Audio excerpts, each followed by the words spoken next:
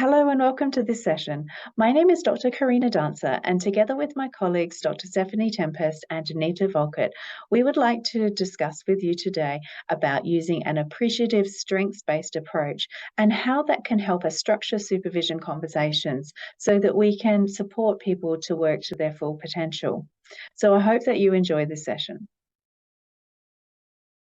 What we'll talk about in this session is to start off with supervision and an approach that emphasises an appreciation of strengths.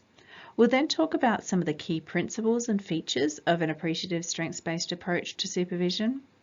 We'll share some questions that support a strengths-based approach to supervision and also a way of doing effective supervision by using something called the Appreciative Inquiry Cycle. Finally, we'll share an activity where we will ask you to reflect on your own supervisory style.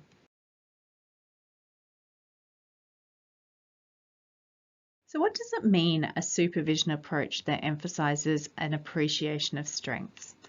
So essentially, a strengths-based approach to supervision, it involves identifying and utilising the strengths and positive qualities of a supervisee.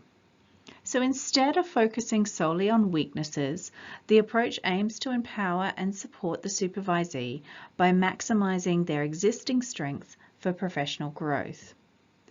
So the supervisor acts as a coach, a collaborator and mentor, and works together with the supervisee to recognise and leverage their strengths to overcome challenges and achieve goals.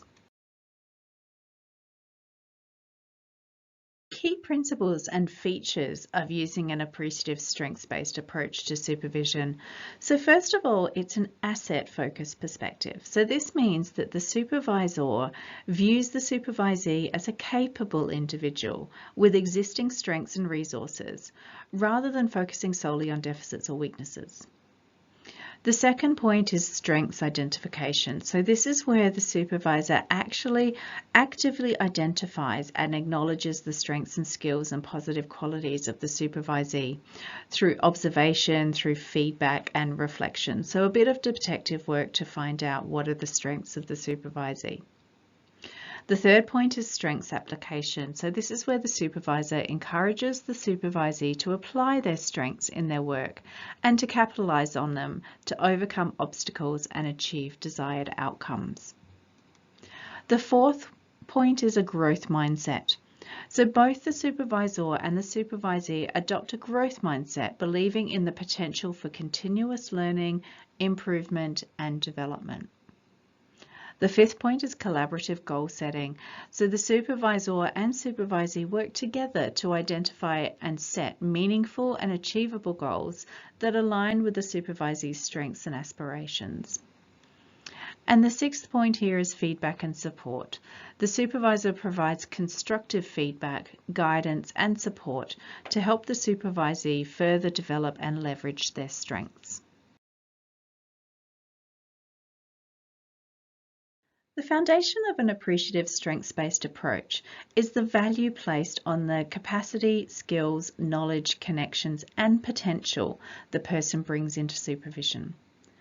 So supervision focuses on how the supervisee can develop their capability and continuously improve their performance as they advance in work or study. Appreciative strengths-based perspectives are a good fit for this purpose, as they aim to foster growth by focusing on the vision of where someone wants to go.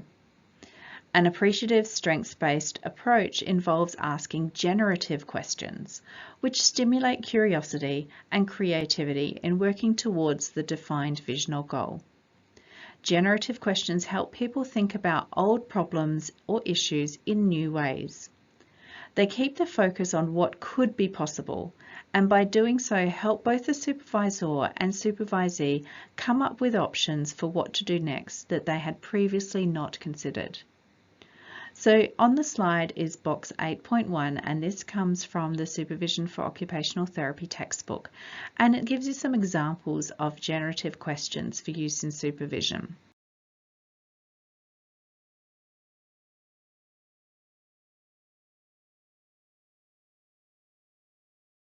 A way of doing effective supervision is by structuring our conversations using an appreciative inquiry cycle. So this involves a number of stages, which the first one is to define the scope or the situation or context about what you want to address or understand better.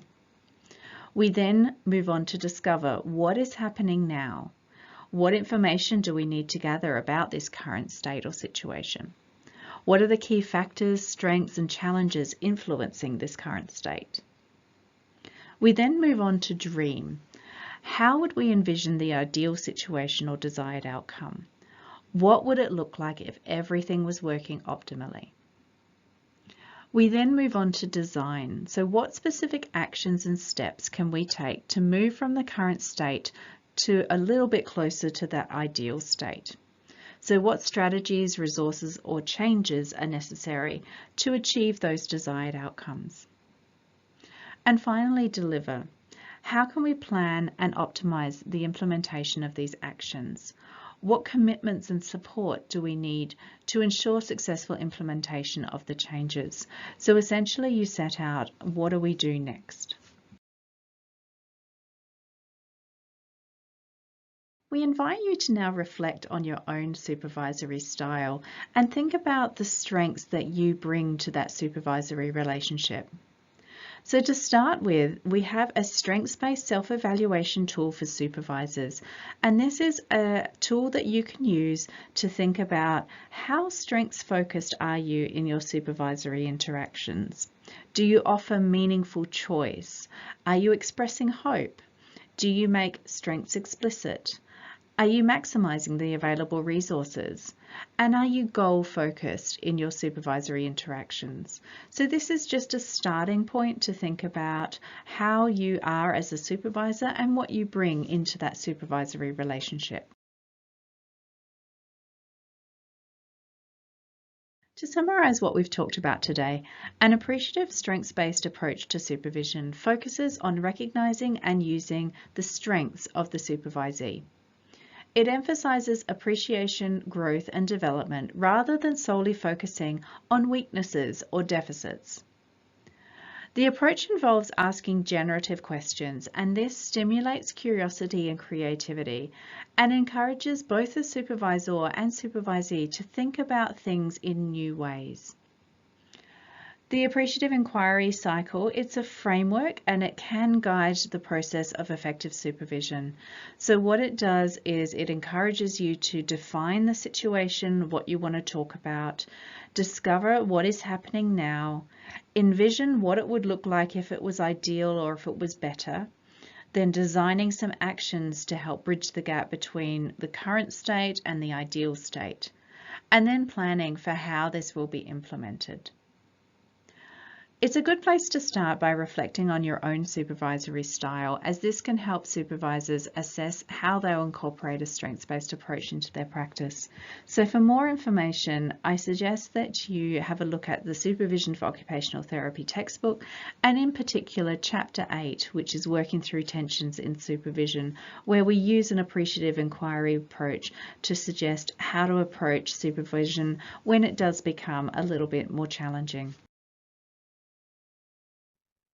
So in this session, we have talked about using an appreciative inquiry cycle and how that can be used to structure supervision so that you can see a situation from that strengths-based perspective and really support a person to work to their full potential.